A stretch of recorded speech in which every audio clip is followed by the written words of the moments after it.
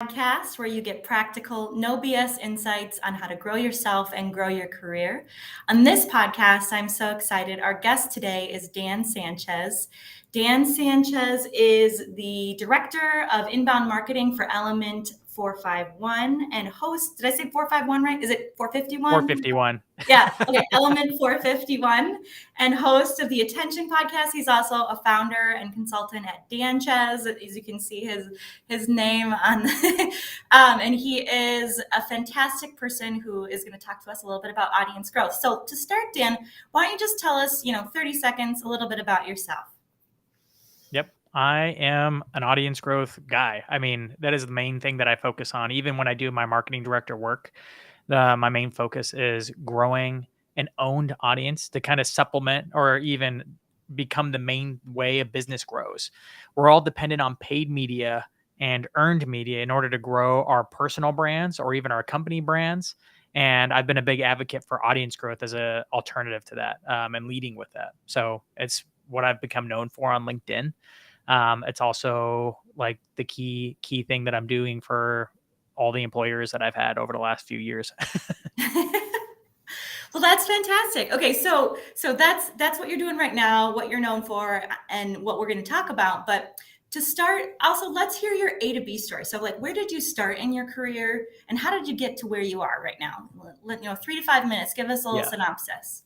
As with all people who, or at least most people who end up in marketing, never like dream when they're in middle school and high school thinking like, I'm going to be a marketer when I grow up.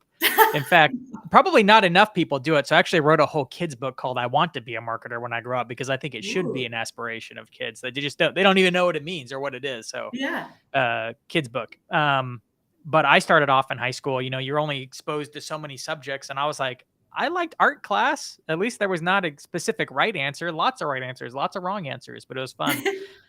But that led for me going from art to graphic design to web design to social media marketing to digital marketing to being a full-fledged marketer and a marketing director. And then I found when I got that broad, I started needing to narrow back in a little bit and started honing in on audience growth as my specific tactic or strategy that I'm utilizing the most often now. Well, that's so great. And you're right. Nobody grows up and thinks I want to be a marketer. But how cool that you wrote a kid's book. I was talking to somebody the other day that, like, we grew up in the era, pre-internet, proliferation, that like the titles you could have were like doctor, lawyer, firefighter, teacher. And, now there's so many different titles, and honestly, who really knows what they all mean, to be honest. But there's so many different titles and job descriptions and things. It's hard for people to see themselves in careers that they didn't grow up understanding or knowing about. So could you speak to that a little bit? Why do you think we're having so much trouble in that realm? I mean, there's so many different places to work, and we're just not exposed to many things in the normal curriculum. I mean, grade school teaches us the basics: reading, writing, arithmetic, and then they kind of branch out into the arts a little bit, and so those people who are passionate usually fall into the arts and find out like, oh, majoring in painting was a little harder than I thought to actually make a living at. Or majoring in lots of things. Shoot, I have a friend who majored in chemistry and wicked smart, got into chemistry and found out like, oh, like I did all the hardest stuff in 3 months and now my job's really boring because now I'm just repeating that process for that company. Shoot, what should I do? I Right. pulled him into marketing because I recognized his genius. I'm like, hey, I need someone to figure out Salesforce for me and web development. And you know how to code a little bit, so let's figure that out. Now he's doing some intense A/B split testing and optimization over at Dave Ramsey, making good money because guess what? Marketing never runs out of problems to solve, unlike his science career. So his brain gets to go work on problems that are just never ending because marketing is kind of a black hole. But there's tons of scenarios just like that. And marketing, fortunately, is so accommodating for so many different skill sets. You can be on the creative end, the analytical end, a mixture of both. You can be a people person, and somehow marketing is going to make that work for you. You could be a media. You can want to be in front of a microphone and perform a little bit, even put on a personality or some kind of performance. If you want to get on podcasts and speak, there's something to that. So even having an acting background is going to carry you here. You can ask my friend Ashley Foss, who acts a lot on the side, and it's her favorite thing. She's a fantastic speaker doing marketing work. It just can accommodate for so many different personalities and gifts and there's a lot of money to be had in marketing. So True. naturally people are like, hey, these things didn't work out. Oh my gosh, there's great jobs in marketing that leverage my skills and talents and actually, pays pays enough to make a living off of. So Right. many different Imagine people find that. themselves in marketing. And I Yeah. love the community that it makes. Yeah, it's a great, I mean, speaking of community, we got Trevor Van Warden talking about how he also got a chemistry degree. I myself got a degree in sculpture. Talk about irrelevant degree in the professional field, but I don't regret it at all. Yep. So on to the topic that we're supposed to talk about. I had a little sidebar, so I apologize for that. But I would love to talk about what is like the 101 of audience growth. First of all, why should we do it? Second of all, how do we start? Let's talk about it from a career perspective, right? Because that's the whole point of the Okay. show and all that kind of stuff. Audience Yeah. growth. There's Mhm. many benefits to it. Obviously, companies like to do it because once they have an audience, they can sell to that audience.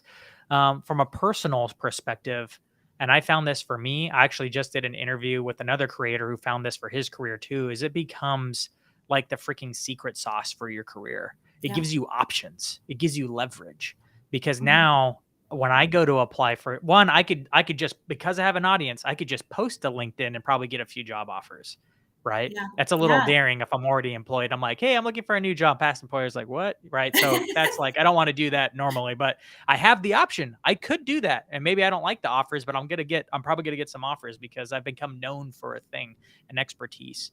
Right. But ultimately having an audience doesn't come by getting a lot of people interested in you. It comes from you being interested in building relationships with lots of people. You could call that networking. I prefer to just call it making friends with lots of people, right? Yeah. And some of them are going to be deeper. Some of them you're going to know because you've met with them, you've interviewed them on your podcast or like this one. Like we're actually building relationship right now. So when I see you on LinkedIn later, it's going to hit a little different. We're going to have a Right. different level of relationship because we've actually had this uh Zoom FaceTime here. Yeah. It makes all the difference. You do this over and over again, you'll start to find, and as you're adding value on LinkedIn and engaging in conversations, you start to have a large group of people. And of Mhm. course, there's always people that are watching and listening and never engaging with you. And those people could be potential employers too. So it just gives you all these options you can go to, friends you can go to and be like, hey, I'm looking for something. Um, so it makes it so much easier to find a job and a better job because we all know that applying through applications, man, that just doesn't work that well. I could Yeah. send out 100 applications right now, and I feel like my resume is pretty good. And even with the audience, and maybe get one reply back, maybe after Yeah. 100 Yeah. applications. And these are things I'm qualified for Yeah. because we all know it's a backdoor thing. You have to know someone. You have to build a relationship with the hiring manager or someone who knows that person.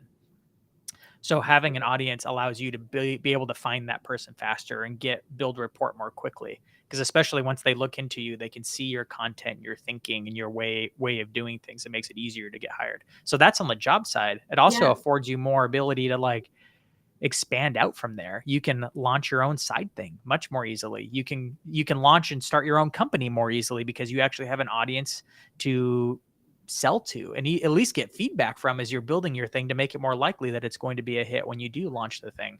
Yeah. So because of that, because it makes it easier to find jobs, get better jobs, have a side hustle Yeah. and start your own thing, or maybe do a mix of all three and kind of float between one or the other in different seasons of your life as you need to. Yeah. I find that it's the ultimate leverage for a career. It is a lot of work to put in on the front end, but once you have it and kind of maintain it, now I can have the ability to float between these things and have a much smoother career. Yeah, I agree. It becomes sort of a safety net, beyond just, the skills that you're acquiring in your career. Your network sort of becomes a safety net. Trevor talked in the chat about, what are our thoughts on building an audience to create a job. I would say, becoming a subject matter expert and, building an audience around that subject matter expertise Yep. could build you the type of job that you want. So I don't know, let's say you want to be a clown college teacher that is really skilled at B2B marketing. So, you talk a lot of your content is about clown college and then, or clown disciplines and then, B2B marketing. all of that I think could create a really interesting job description. So talk a little bit more about what you would say to that question, how to build an audience to create a job for yourself. Yeah, I mean, I'm kind of doing it right now. Like I'm literally posting about audience growth, but how many directors of audience growth do you know? Not many. I was that at True. Sweetfish. Yeah. And even now, my role within Element is like I'm a director of marketing or inbound marketing, but essentially director of marketing. But even now, it's slowly shifting to be more and more audience growth Yeah. focused. So um, it's becoming the thing since I talk about it, and the people know that's my strength. They want to leverage that strength. And I imagine if I worked at some other place, that would be the main thing they'd want to employ is that audience growth because they've been seeing me talk about it on LinkedIn. They'll be like, "Hey, we want to grow an audience. Like, come work for us." Right. Yeah. Yeah. You're just more likely to attract the people that have the problem that you solve. Yes. Yeah. Yeah, exactly. I totally agree. So what is the 101 of audience growth? I mean, without giving away your secret sauce, because obviously you Oh, I have don't have one any secret that's sauce. I try to give all the secrets away as fast and as well as I can. Um, the secret sauce really there's kind of like three steps to audience growth. First, okay. there's the audience growth ceiling, which is the problem that fights against all of us. There's like this invisible ceiling that you can never get past, and you have to push it out farther and farther. Because even though there's like 5 billion people on the internet, and it seems like it'd be easy to grow an audience, it's Yeah. like there's essentially a ceiling or gravity pulling you back down. So how do you push it back? Because Mm, even if you had a lot of subscribers, you can pay for subscribers, right? But it doesn't mean you have an audience. it's So true. subscribership doesn't necessarily mean audience. Gary Vee has 2 million or 3 million subscribers on his YouTube channel. But if you look at his audience size, he's actually only hitting in the hundreds of thousands, at least on YouTube. We know Yeah. his global Yeah. audience is much larger, of course. Um, but on YouTube, it's probably in the hundreds of thousands in each video because that's where his audience ceiling is. Yeah. And we all have a different audience ceiling. The first, I have 3 pillars that you can use to push past that audience or push up that audience ceiling, which we're always going to have. One is the basic, like acquisition. We need to acquire more subscribers, Yeah. more Yeah. audience. All right. And if you put your marketing hat on and think about how to do that, marketers like to approach that through paid media, owned media, and Yeah. earned media. Right. Yeah. Yeah. I often work with a lot of businesses and they'll have a podcast wondering how to get more subscribers to their podcast. I'm like, well, you don't even have your podcast on your website. How often do you talk about it on social? You're not Hmm. leveraging your owned media there. The other one is paid media. If you have a budget, you could pay to grow your audience more quickly. But of Yeah. course, most people who want to grow an audience, especially when you're at the beginning, want to use owned media or learning how to leverage a platform in order to grow itself, right? Which is Yeah. where Yeah. all the on LinkedIn, it's used doing things like this with live with people who might have a little bit of an audience because now I'm restreaming it to my audience. I can see a few people in the chat here who are probably coming from me. Right. And now they're going to overlap they're going to find your show and and likely subscribe. Right. Yeah. So that's a way to grow Absolutely. an audience, but there's lots of those little things. And then of course, putting out consistent high quality content. So Yeah. acquisition, retention, which I think is really like, if there's a secret sauce, it's actually thinking like, okay, once I get a subscriber, now what? How do Yeah. I onboard said subscriber? What do I want all new people who follow me to really know about me?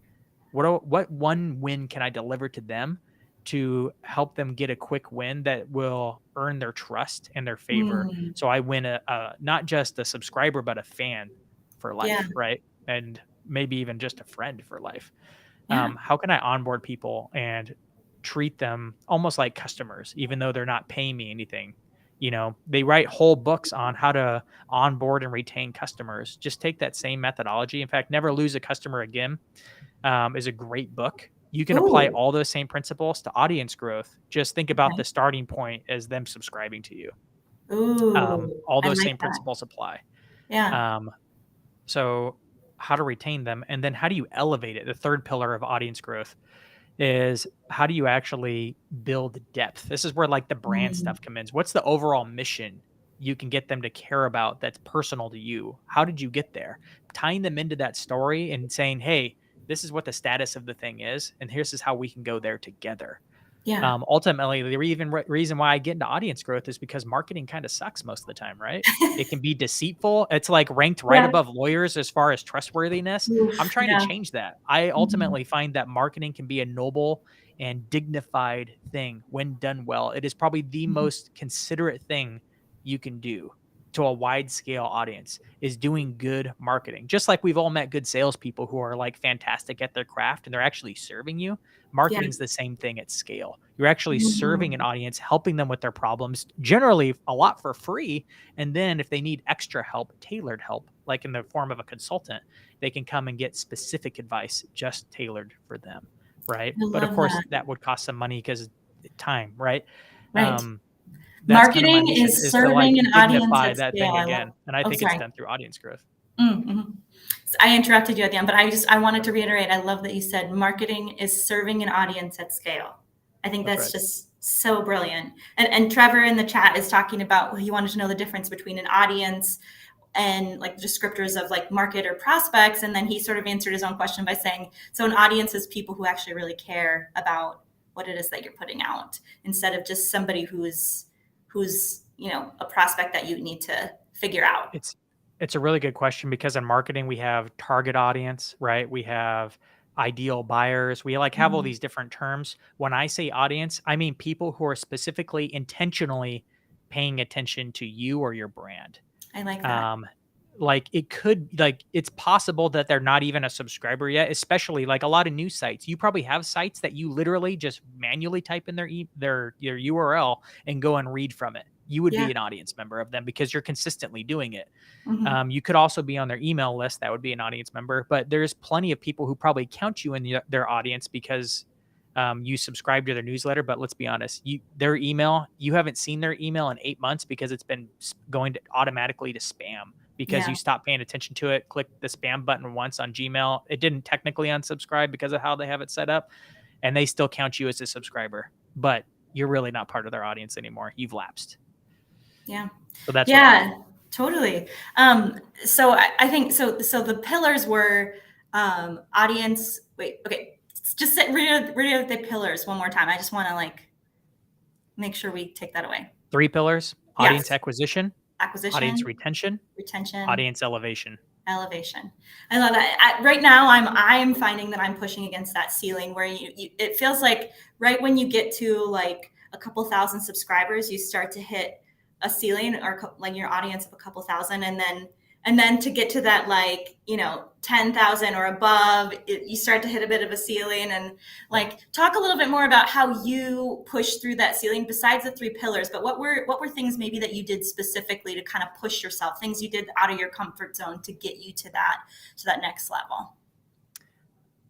I hit like when I grew my audience on LinkedIn specifically, there's a few different elements that were a lot of hard work and then just like luck and then just like opportunity I seized when I had it. So it was like a Yeah. combination of all 3 of those things. It was 2020, lots of people were getting laid off. This was the luck part of it. Yeah. There was way more attention on LinkedIn and way less people posting then. I didn't even know it at the time until looking back. I'm like, how was I getting so many views that like my content wasn't even as good as it is now. Right. But Yeah. I was just posting more random stuff about marketing or whatever I could think of posting. But there was way more attention and less people posting, which means it was just easier. True. Everybody was on LinkedIn to find jobs and more time spent on the feed. So that was the luck factor. The opportunity factor is I'd just been hired at Sweetfish. They had a podcast that was getting a lot of downloads, and I was hosting that show. And sometimes referring people like, oh, come connect with me on LinkedIn. Now, I can't say I had too many people be like, hey, I heard you on B2B Growth sometimes, but not like all the time. Yeah. But that was a factor that gave me a level of more perceived expertise because I was a host of a big marketing show. And then I hustled and posted 3 times a day and probably spent 3 to 4 hours on LinkedIn every single day for about 5 or 6 months.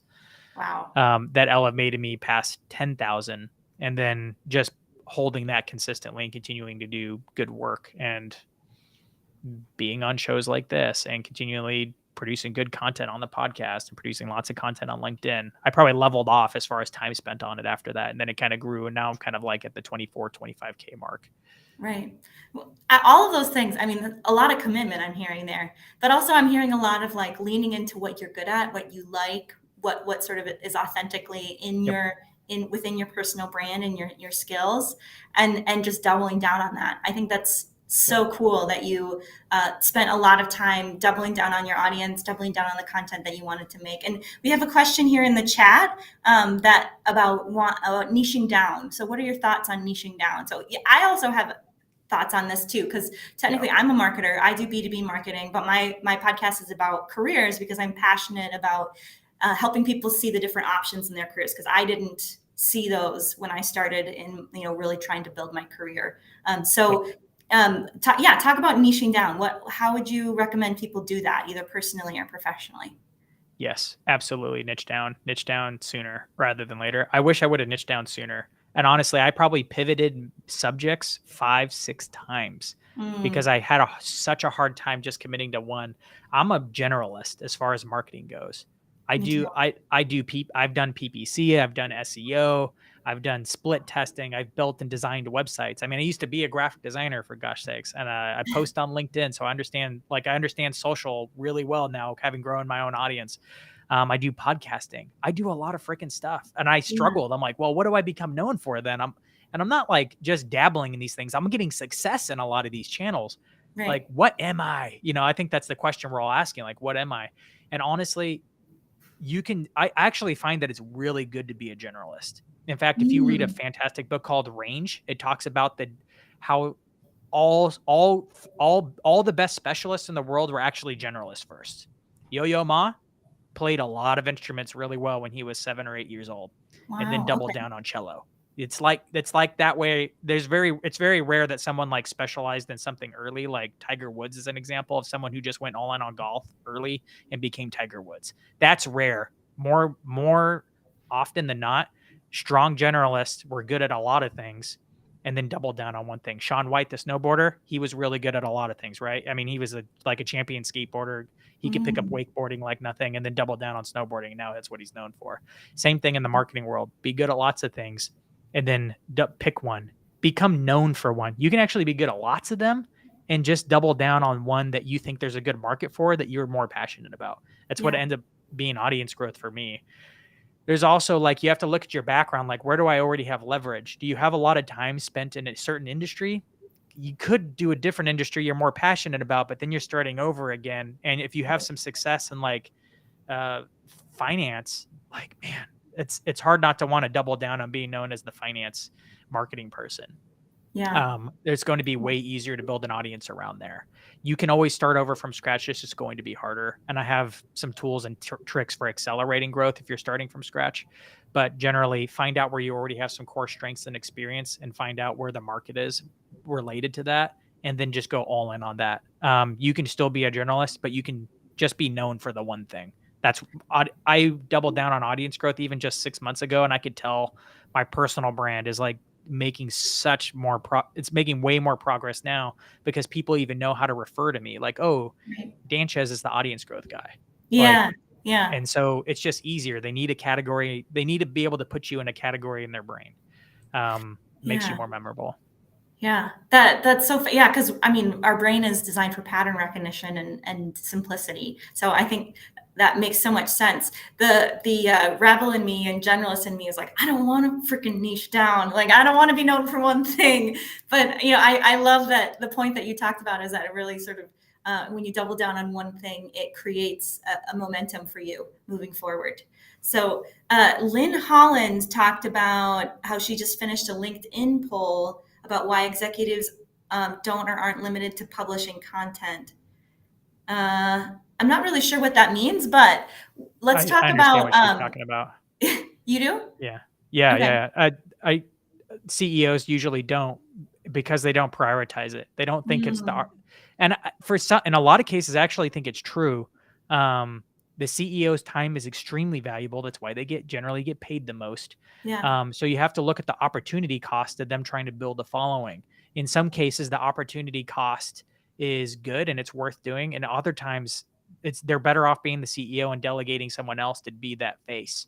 Yeah. Um, it's hard. The CEO has to be the one to make that choice and work that out with the CMO as far as a marketing benefit goes. Right. But I can absolutely see like the CEO not being that person. I also think that CEOs can be a little bit too salesy sometimes with their own product. Some Mhm. CEOs are really good at evangelizing a category and a general solution and benefit. But as someone who's hosted a B2B podcast and hosted many CEOs, they can be a little preachy about their product and salesy. I'm like, so CEOs don't necessarily always make the best evangelists, but Yeah. oftentimes, like especially like tech founder CEOs, man, they're so passionate that like tech founder CEOs usually are pretty good at it. So Yeah. it Yeah. just really depends. Yeah, absolutely. I think you're totally right about that. I think the key is that at least one person in your organization should be the face that is sort of forward facing and pushing, evangelizing your message through their, you know, subject matter expert content or their thought Yep. leadership.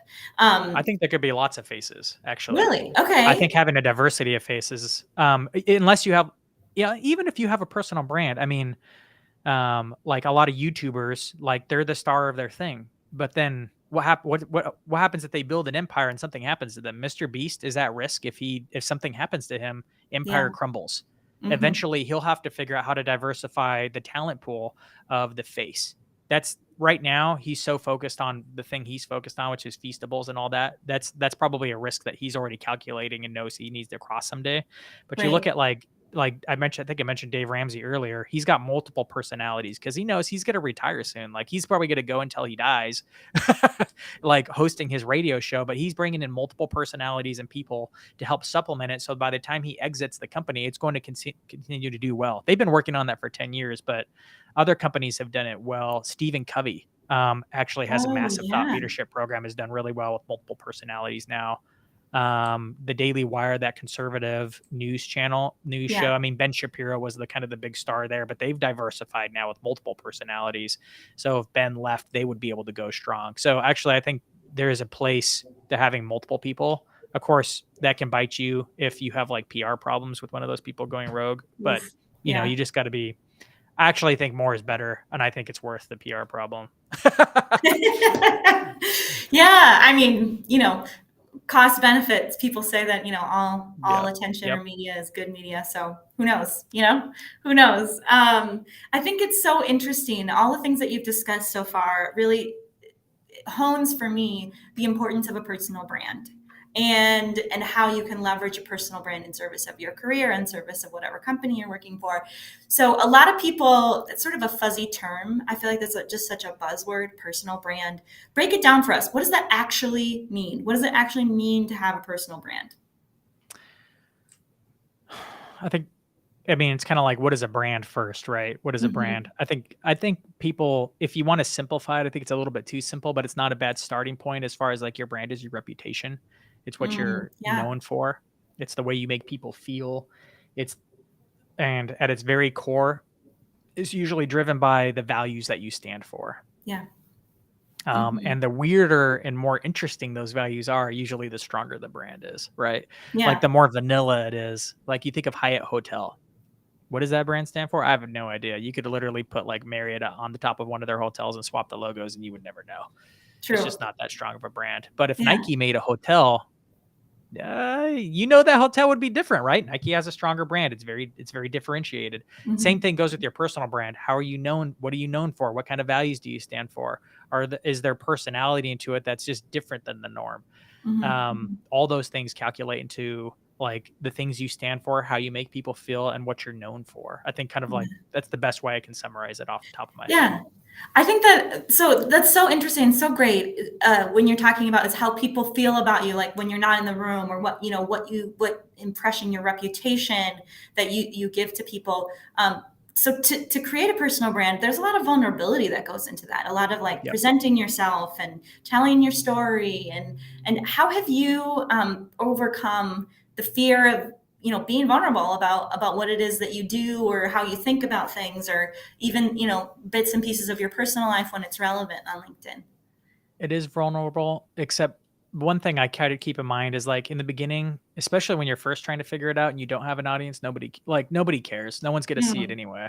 right. Yeah. So like we're afraid of what people think. I'm like, people are just thinking about what they're going to eat for lunch that day. Yeah. They glance by your post. It's another post and maybe you just regurgitated someone else's content. Who cares? Like if it's not good, it's LinkedIn's not even going to show it because it's Yeah. not going to get the reach. And even if it does go, it's kind of like it's one post of how many posts they read that day and one post of how many posts you've posted over a while, you know, as long as Yeah. you're not like posting like ridiculously horrible things, it's kind of like it's really hard. I will find that the process of growing an audience actually helps you define your personal brand in and of itself. Like this Okay. Dan Sanchez thing, that didn't exist when I started LinkedIn. Yeah. That was like a nickname some friends had called me before, and when I was looking for a personal hashtag, which was kind of a thing 2 years ago or 3 years ago now, Yeah. now it's not so much of a thing. It's just become a calling card that I use. I was doing a poll on what my hashtag should be, and there was multiple options. One was Sanchez, one was Sanchez says. I can't even remember the third option. Sanchez says won, but I had a Funny. few core people in the comments that I was talking to, and they're like, "Hey, man, that Sanchez thing, that's a freaking winner. You should move forward with that." And because of Yeah. the feedback of a few core people who I knew like had good ideas and had good feedback before, I was like, I'm moving forward with that. And that ended up becoming, because the audience and I were engaging over it, I've made multiple decisions now because of that. Obviously the Dan Chess thing is the big one, but lots of little things. And of course you bring your own personality and things to it Right. too. I Mhm. do find that picking a few personal items and leaning into them hard Mhm. helps. Like I love yerba mate. I love freaking Disney. I'm a huge Disney nerd, and I love wearing V-necks. It's pretty much the only thing I wear. It's black. I wear a black V-neck every day. I have a whole closet just full of those things because I just like that shirt. I don't care if Yeah. it's in style. I Yeah. know what I like, and that's what I'm going to wear. I don't care Right. if Simon Cowell also wore it for a long time. I'm like, okay, then I guess that's cool. I like what I like. James Carberry, like he taught me that, and he's like, I hate Pepsi. If a if Yeah. a if a restaurant ever said like, "Hey, is Pepsi okay?" He'll say no, and he'll just walk out. Funny. Like, Oh. yeah, because he hates Pepsi so much. He loves Oh, Coke that's an too, but like intense he hate. specifically hates Wow. Pepsi, and that's kind of his thing. He also Yeah. wears flip flops, so he's got flip flops hanging behind him in his little studio. You know, That's so cool. having a few personal items like that actually goes a long way too, because it gives people the ability to like connect with you. They're like, Right. "Oh, me too. I freaking hate Pepsi." And now there's probably a few people that are like, "I like V-necks too. Oh, we have that in common." You know, it's like it Yeah. just becomes a thing, and it helps people connect more easily to you personally. Absolutely. Absolutely. Trevor Van Worden's talking about how Hotness Unleasher was totally made up. And Naima is talking about how funny it is that people think of themselves mostly. I think that's the mercy of the algorithm is if you make crappy content, nobody's going to see it. So Yeah. it's kind of Yeah. it's kind of nice. So we're going to end the show. It's just a 30-minute show. I want to keep it mercifully short for people, but I want to end it with a couple of rapid fire questions. So these rapid fire questions, pretty short, pretty sweet. But first is, what is the oddest or most interesting, weirdest job you've ever had? Dang. Oddest or weirdest job I've ever had. Mm-hmm.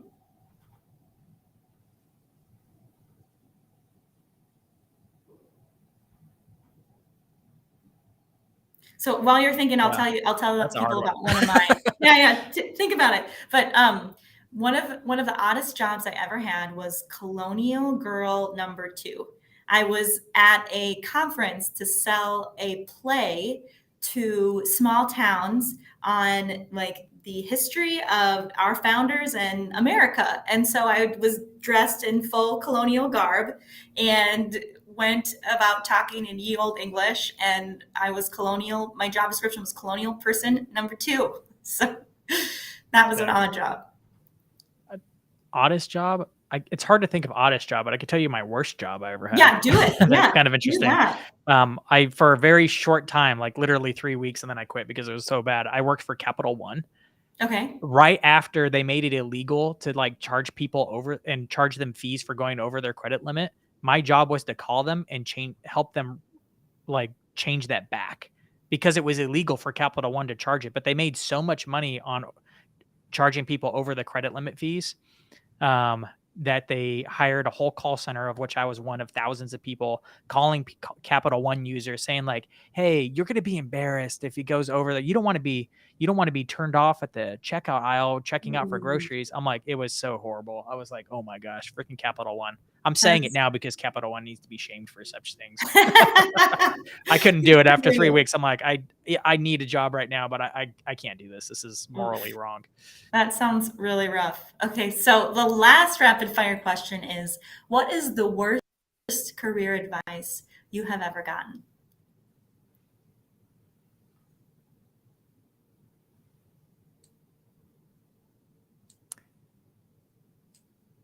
I find this is actually kind of like personal brand advice. You could call it career advice, but the advice of like just be yourself is to me really funny advice. To me it Mhm, just seems really silly because like we spend a lot of times thinking about this, but like just be yourself doesn't make any sense. You're like, mhm, well, like what? Like my past self, myself now, or the future self that I'm trying to be? Like which one? mhm. And who am I anyway? Like who? Like what does that even mean? Like how do I be myself? Am I being somebody else? Like we're all Right, wearing clothes and stuff based on somewhat of like what we're seeing out there and trying to blend in somewhat. So like it's like this just isn't helpful advice. It helps nobody actually figure out who they actually are or who their authentic selves right. are. It's just really poor advice because it's just not actionable. It's not Yeah, helpful in building a very personal meaningless brand or platitude. even trying to figure out what career path you should be. Like pick something that fits you. You're like, I don't know.